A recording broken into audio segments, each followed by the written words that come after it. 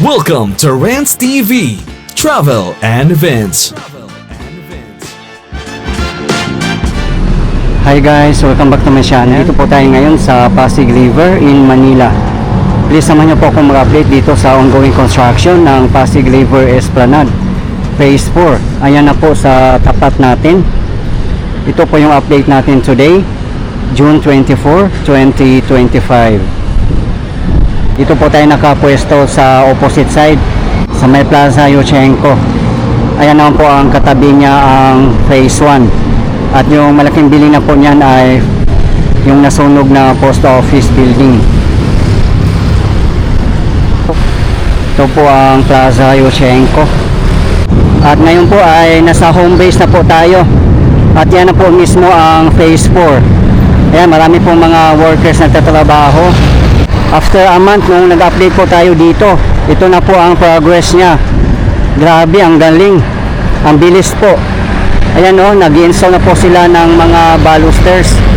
At yung boardwalk tapos na po. Yan, dami pang mga pilote nakatambay dyan sa may gilid. Ayan po sa kabila, titingnan din po natin ang update dyan.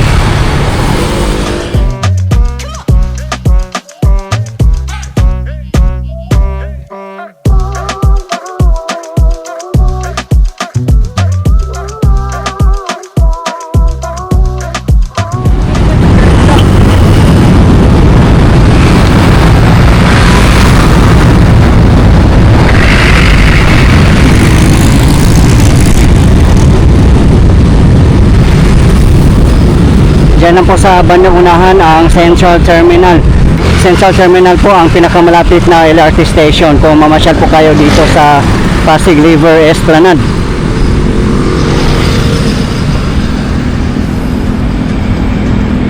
Diyan po tayo galing kanina sa Plaza Yuchenko.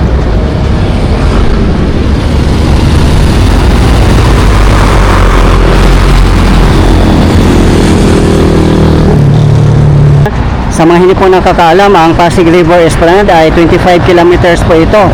Kabilaan po, dito na side 25 kilometers. At dyan naman po sa kabilang side ay 25 kilometers. So total po 50 kilometers. From Manila Bay up to Laguna de Bay. Ganun po kalaki ang project ng PBBM admin.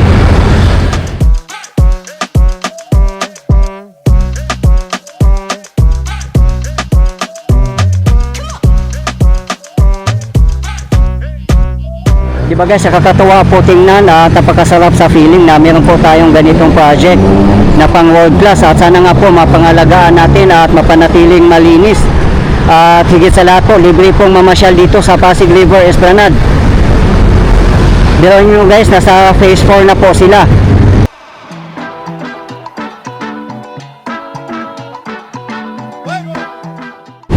Ayan, tatawid tayo dyan sa kabilang side guys kung ano na po ang latest development. Tatawid lang po tayo. Ayan guys, nandito na po tayo. Part po ito ng phase 4. Ayan, marami ding mga workers dito. Talagang full blast ang construction ng phase 4. At may mga nakatira pa rin pala dyan sa ilalim ng LRT1 railway. Ayan, marami na pong mga nakabaon na mga pilote. Punta din po tayo guys sa Quezon Bridge. Titingnan po natin doon kung anong kaganapan sa Roseros Park area.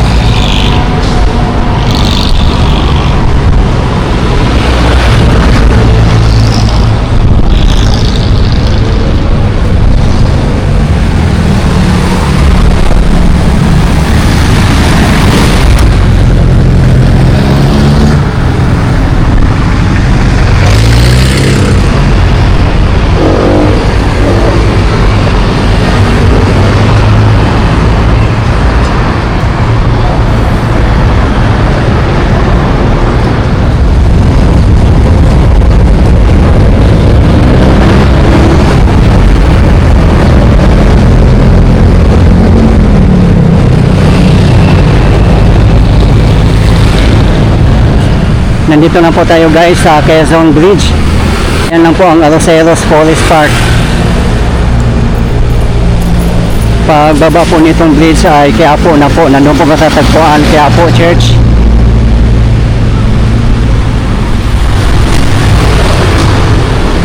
Sobrang ganda tong Quezon Bridge. Sana po mapanatiling malinis po ito. At ang makakarelate lang po yung mga dumadaan dito o yung mga nakadaan na dito last time.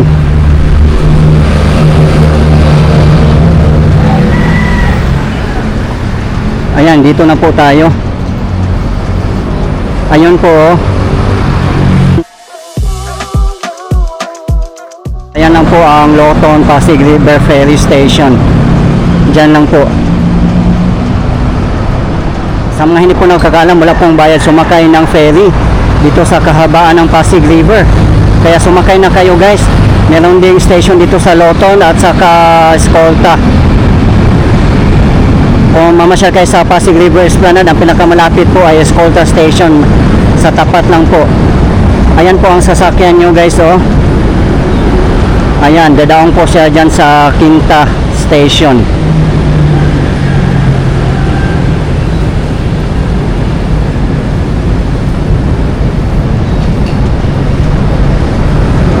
Fourth Bridge, so yan, hindi pa nga natatapos, matagal na po. At sana sa pagbabalik ni Yorme matatapos na po yan. But I'm not sure kung under ba yan ng LGU or national project.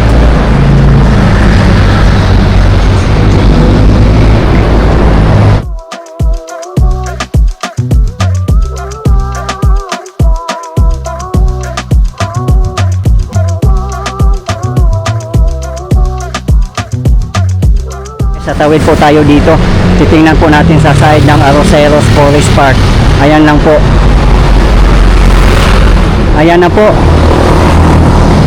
Dito sa promenade ng Arroceros Forest Park, nakabakod na nga po, nakasarado na po sa public dahil nga po sa ongoing construction ng Phase 4 para wala pong disturbance at para na rin po sa ating mga safety.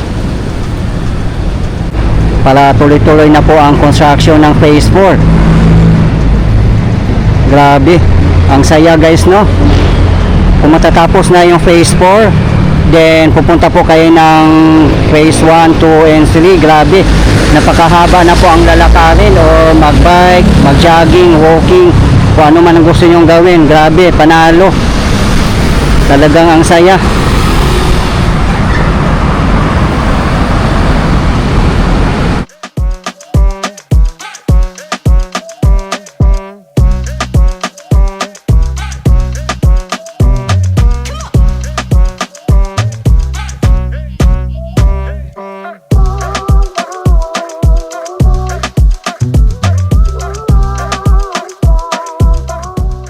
Siguro dyan po sila mag-start magbaon ng mga pilote at kung ano-ano pa para sa Phase 4. Ang Phase 4 ay hanggang Ayala Bridge po ito or beyond.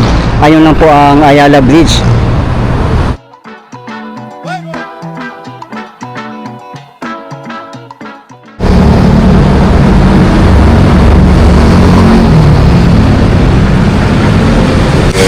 Sana ma-rehabilitate din tong Quezon Bridge kasi isa po ito sa mga historic bridge dito sa kahabaan ng Pasig River. Napakaganda po ng design nito.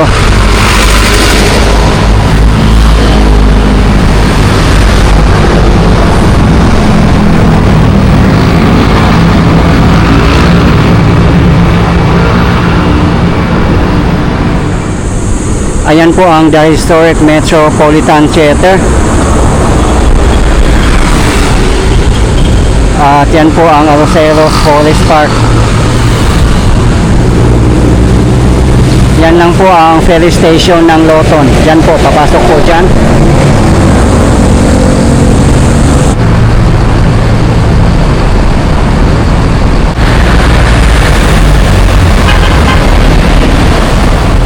Dito na po tayo sa liwas ng Bonifacio at yun po ang post office building.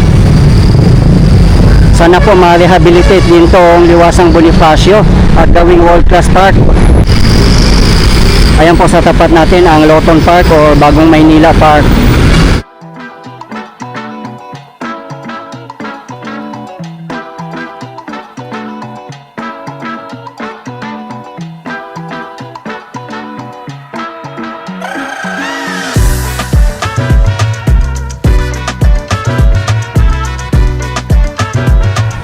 Ang phase 1 po ay nasa likod lang po ng post office building.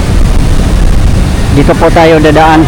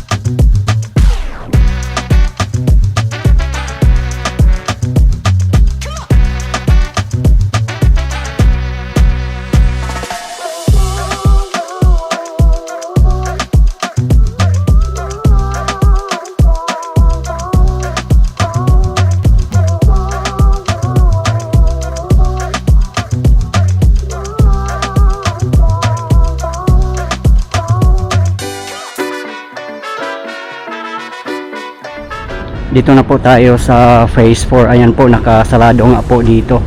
May bakod dahil po sa construction ng phase 4.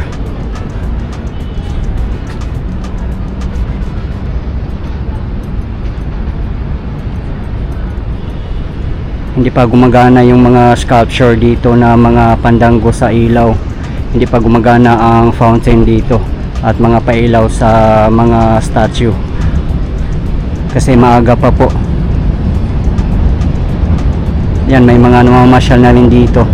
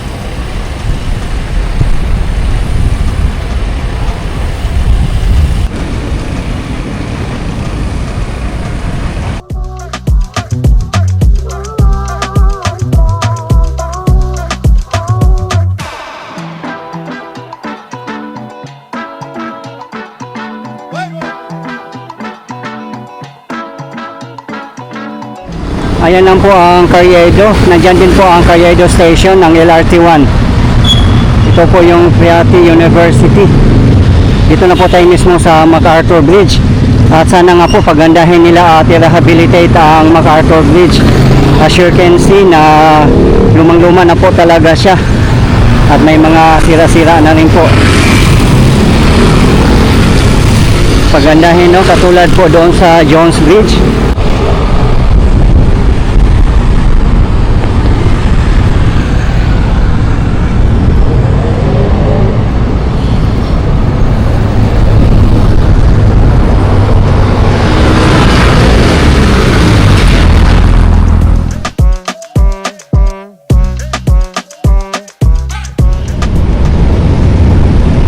Yan naman po ay LRT1 bound for Fernando Po Jr. in Quezon City, formerly Roosevelt sa mga hindi po nakakaalam. Ayan naman po ay bound for Dr. Santos in Sucat, Parañaque City.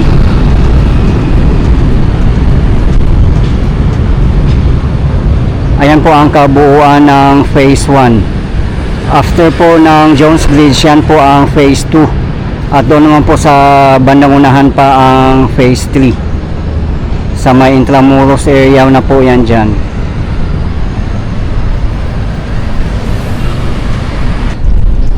Guys, ito po yung latest update natin ngayon dito sa ongoing construction ng phase 4 ng Pasig River Esplanade dito po sa Manila as of today, June 24, 2025. Maraming salamat po sa patuloy niyong suporta at panonood ng aking mga videos. I really appreciate po. At hindi po ako magsasawang i-update kayo, lalong-lalo na po sa mga government infrastructures. Mabuhay ang Pilipinas.